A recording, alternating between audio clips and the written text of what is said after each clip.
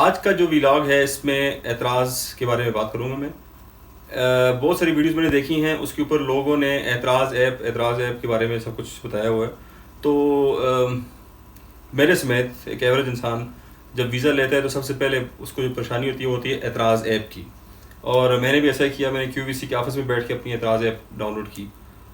लेकिन मैं आपको कुछ बताना चाहता हूँ इस वीडियो में एतराज़ के हवाले से और एतराज़ ऐप के हवाले से, और उसको आपने कैसे रजिस्टर करना है उसको मैं आपको मोबाइल पे भी दिखा दूंगा, और मैं आपको डेस्कटॉप की जो वेबसाइट होती है उसके ऊपर भी बाकायदा एंटर करके दिखाऊंगा, क्योंकि मेरा अपना एतराज़ मैंने अभी रजिस्टर नहीं करवाया, अभी मैं करवा रहा हूँ रजिस्टर।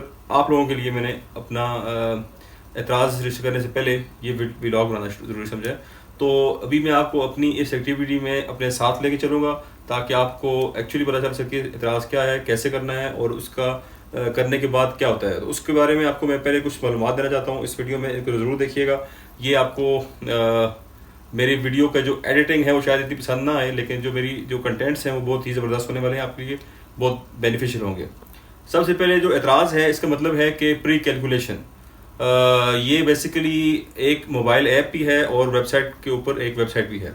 तो मोबाइल ऐप जो है ये काम आती है उन लोगों के लिए जब वो कतर में अराइवल उनका हो जाता है, अराइवल के बाद से इसकी एक्टिविटी शुरू हो जाती है। ये कैलकुलेट कर रही होती है, प्री कैलकुलेट से आप कह सकते हैं कि जो जिस आदमी के मोबाइल में ये इंस्टॉल्ड है उसके डेटाबेस, उसका पूरा डेटाबेस, उसके PCR टेस्ट, उसके कोरोना की एक्टिविटीज़ जो भी है वो सारा उसमें रिकॉर्ड होता है। और उसके बाद ये दूसरे जो लोग होते हैं आपके इर्द गिर्द, बाकी जो कतर में रह रहे होते हैं, उनके रिकॉर्ड को भी मेंटेन करती है। और फिर ये दोनों के फ़ोन में जब ब्लूटूथ ऑन होता है तो ये जब एक दूसरे के पास जाते हैं तो ये आपको अलर्ट कर देती है, इसके पास बेसिकली प्रीवियस डेटा मौजूद होता है जिसके ऊपर ये काम कर रही होती है। तो ये हो गया एतराज़ ऐप। अब जो एतराज़ ऐप है ये बनाई क्यों, ये कतर ट्रांसपोर्ट कंपनी ने और मिनिस्ट्री ऑफ पब्लिक हेल्थ ने बनाई है। वो इसलिए बनाई है कि इनको जो लोग पाकिस्तान से या इंडिया से या बांग्लादेश से कहीं से भी आ रहे हैं, वो लोग जब कतर में अराइवल करें तो उनको स्टाफ के साथ बहस करने की जरूरत ना पड़े, स्टाफ को उनके साथ बहस करने की जरूरत ना पड़े। वो ऑलरेडी कंप्यूटर उन लोगों की एक सेगमेंट बना लेगा कि ये जो बंदा आ रहा है जिसका एतराज़ इस नाम से एंटर हुआ है, इसको आपने 10 दिन के लिए होटल भेजना है, इसको आपने नहीं भेजना, इसको आपने 2 दिन के लिए भेजना है। वो उनकी अपनी ईज़ ऑफ एक्टिविटीज़ के लिए है। वो आपको फैसिलिटेट इस तरह कर सकता है कि आप एयरपोर्ट में जाकर जो एक बहुत लंबी लाइन में लग के आप घंटों जवाब देंगे उन लोगों को कि आपका ये यहाँ से आ रहे हैं आप, और ये आपका क्वारंटाइन है, और ये सब आपको इससे बच जाने के लिए आपको थोड़ा सा फास्ट प्रोसेस कर देगा। ये एतराज़ ऐप पे करें या वेबसाइट पे करें, इनका मैं आपको डिफरेंस बताने वाला हूँ आगे जाके। तो ये बेसिकली प्री कैलकुलेट कर देगा जो लोग अभी यहाँ से जाएंगे, जो चाहे वो विजिटर वीज़ा पे हों, चाहे वो वर्क वीज़ा पे हों, चाहे वो उनके पास QID ही क्यों ना हो। QID पे जो लोग पहले से नहीं है वो करके जाएं, उनको इशू तो मोस्ट प्रॉब्ली ना फेस करना पड़े, लेकिन वो जो उनको वहाँ पे जाके क्यू में और जो एक्टिविटीज़ करनी पड़ जाएंगी उससे बेहतर ये है कि यहाँ से आप करके जाएं। इट डजंट टेक एनी मतलब कुछ ज़्यादा एफर्ट करने की ज़रूरत नहीं है इसके ऊपर। तो ये होती है एतराज़। अब एतराज़ ऐप जो है वो भी यही काम कर रही होती है, और एतराज़ वेबसाइट जो है वो सिर्फ और सिर्फ इसलिए है कि वो फैसिलिटेट कर दे उन लोगों को जिनके पास ऐप की फैसिलिटी या उसको एक्सेस करने का पाकिस्तान में, इंडिया में, बांग्लादेश में मौका नहीं है। तो अब मैंने कुछ वीडियोस में देखा लोगों ने एतराज़ ऐप को लेके बहुत सारे ट्रिक्स बनाए, बहुत सारी बातें बनाई कि जी आप इस तरह करेंगे तो ये काम करेगा, इस तरह करेंगे तो ये काम करेगा। होता यूँ है कि लोगों की एतराज़ ऐप पाकिस्तान में काम नहीं कर रही होती, इंडिया में काम नहीं कर रही होती, बांग्लादेश में काम नहीं कर रही होती। मैं आपको अभी इस वीडियो की स्प्लिट में बता रहा हूँ, आप देखेंगे, मैं आपको करके दिखाऊंगा अपने मोबाइल की स्क्रीन पे कि जब आप एतराज़ ऐप खोलेंगे, आप उसमें एंटर होंगे, उसके बाद आपसे वो लैंग्वेज का पूछेगा, आप उसको एक्सेप्ट करेंगे। ऊपर अगर इंग्लिश उर्दू करनी है, अरबी और इंग्लिश करनी है, आप कर सकते हैं। उसके बाद आप एक्सेप्ट करने के बाद जब आप एंटर होंगे, उसके एंटर होने के बाद आपसे वो आपको पूछेगा आपका QID, पासपोर्ट, वीज़ा या जो भी मतलब उसकी डिटेल आप चाहिए, मतलब वो पूछेगा आपसे।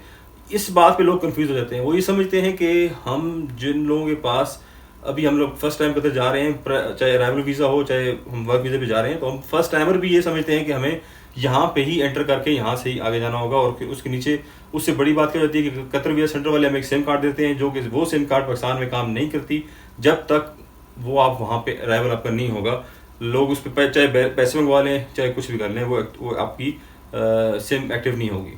तो अब वो जो ऐप है उसमें आप अपना आईडी देंगे, पासपोर्ट नंबर देंगे, जो भी देंगे, नीचे फ़ोन नंबर, एक्सपायरी वगैरह वगैरह, वो सारा आप जिस तरह का डेटा एंटर करेंगे। टाइटल में वीज़ा होगा तो वीज़े के लिए ज़्यादा रिक्वायरमेंट है सॉरी, वीज़े के लिए रिक्वायरमेंट है, आईडी के लिए अलग है, जो भी है वो आप एंटर करने के बाद आप जब एंटर करेंगे तो इस तरह की एक स्क्रीन वो ऊपर नीचे हो रही होगी। वो जो जैसे टाइम के लिए वो बेसिकली हैंग नहीं होता, वो ऐप काम नहीं कर रही। तो अब इसके लिए फिक्स करने की आपको ज़रूरत नहीं है, क्योंकि इसकी ज़रूरत ही नहीं है आपको यूज़ करने की। पाकिस्तान में ये आपकी प्री कैलकुलेशन करेगी आपकी पाकिस्तान से जाने के लिए। वहाँ पे मेरा भाई छोटा वापस आया, उसकी ऐप काम कर रही थी, मैंने खुद देखी है, वो बाकायदा पूरा सेटअप था, क्योंकि वहाँ से वापस आया था। तो जो मैं कोशिश कर रहा था वो मेरी ऐप काम नहीं कर रही, तो बेसिकली मेरी सिम भी एक्टिव नहीं हो रही थी। तो आपने क्या करना है कि आप जब, अब मैं आपको दूसरी स्क्रीन पे अभी दिखा रहा हूँ, आप इसी ऐप के ऊपर आप देखेंगे प्री रजिस्ट्रेशन के लिए एक होगा, लिंक होगा, आप उस पर क्लिक करें। आपका ब्राउज़र, आपको मोबाइल का ब्राउज़र जो है वो आपको एक डेटाबेस में एंटर कर देगा, जहाँ पर अगर आपके पास ऑलरेडी आईडी बना हुआ है एतराज़ का, तो आप उसको यूज़र नेम पासवर्ड दे के कैप्चा दे के एंटर हो जाएं। अगर नहीं बना हुआ तो आप क्रिएट कर दें। उस क्रिएट करने के लिए आप मोबाइल पे आपको मैं दिखा रहा हूँ कि ये इस तरीके से आप उसको अगर क्रिएट करना चाहेंगे तो आप लॉग अप कर दें। लॉग अप जब आप करेंगे न्यू लॉगिन, तो उसमें आपसे एक डेटाबेस मांगेगा। वो आपको मैं इस अभी स्क्रीन नज़र आ रहा है, लेकिन मैं आपको ये बेहतर नज़र आएगा जब मैं आपको वेबसाइट पे जाकर दिखाऊंगा। तो ये आपको मैं एक ब्रीफ सा एतराज़ के बारे में बताया है उन्हें। अब मैं आपको लेके जाऊंगा डेस्कटॉप के ऊपर। लेकिन आपको मैं एक और बात बताऊँ, एतराज़ ऐप ये वो सेकंड लास्ट एक्टिविटी है आपके घर से निकलने से पहले की। आपने जब पीसीआर रिपोर्ट आ जाएगी आपके पास, जब आपका वीज़ा आ जाएगा, पीसीआर आ जाएगा, येलो जो पोलियो कार्ड होता है वो आपके पास होगा। इंडिया का है तो उसके लिए डिफरेंट रिक्वायरमेंट है, कोई और वैक्सीनेशन कार्ड होगा। आपका जो कोरोना की वैक्सीनेशन अगर रिक्वायर्ड है तो आपकी वो आपके पास मौजूद हो, क्वारंटाइन की बुकिंग मौजूद होगी, तो आपने 48 आवर्स पहले, याद रखिएगा, मैंने ऐसे लोग देखे हैं जिन्होंने 22 घंटे पहले अप्रूवल के लिए अप्लाई किया था और उनका अप्रूवल नहीं आया था और उनकी फ़्लाइट मिस हुई थी। ये भी बड़ी मिस्टेक है। आपने अगर 12 घंटे से पहले ऊपर 12 घंटे, 13 घंटे, 14 घंटे पहले अगर आपने एतराज़ ऐप पर अपने डॉक्यूमेंट सबमिट किए थे, आपने अप्रूवल के लिए अप्लाई किया था, आपके अप्लाई का अप्रूवल नहीं आया, एक तो आप कंप्लेन कर दीजिएगा। और अगर आपने कंप्लेन की है फिर भी अप्रूवल नहीं आया तो आपको परेशान होने की ज़रूरत बिल्कुल भी नहीं है। आपने एयरपोर्ट फिर भी जाना है, क्योंकि मेरे एक जानने वाले की फ़्लाइट मिस हुई थी और मेरा एक और जानने वाला जो कि शायद ये व्लॉग भी देख रहे होंगे आमिर साहब, वो जब एयरपोर्ट पे गए उनकी फ़्लाइट उनको बड़ी परेशानी थी कि मिस हो जाएगी, लेकिन जब वो इमिग्रेशन काउंटर पे गए तो उन्होंने एक्सेप्ट कर लिया।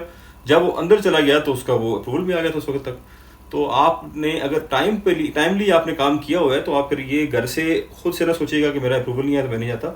आप फिर भी जाएं इमिग्रेशन काउंटर पे। अगर आपने लेट अप्लाई नहीं किया तो टाइम पे अप्लाई किया हुआ तो आपको जाना चाहिए एयरपोर्ट पे और उस पर जाके आपने अपना प्रोसीजर करनी है अपनी जाने की। अच्छा, आपको मैं क्लिप जो है इसको एंड करूँगा इस व्लॉग को, और मैं इसके फ़ौरन बाद ही मतलब विद इन 20 आवर्स या विद इन 10 आवर्स मैं दूसरा एक व्लॉग अपलोड कर दूंगा जो कि वेबसाइट पे होगा स्पेसिफिकली, क्योंकि मेरा बैठा गया था कि इतने लंबे व्लॉग आजकल लोग बोर हो जाते हैं इस पर।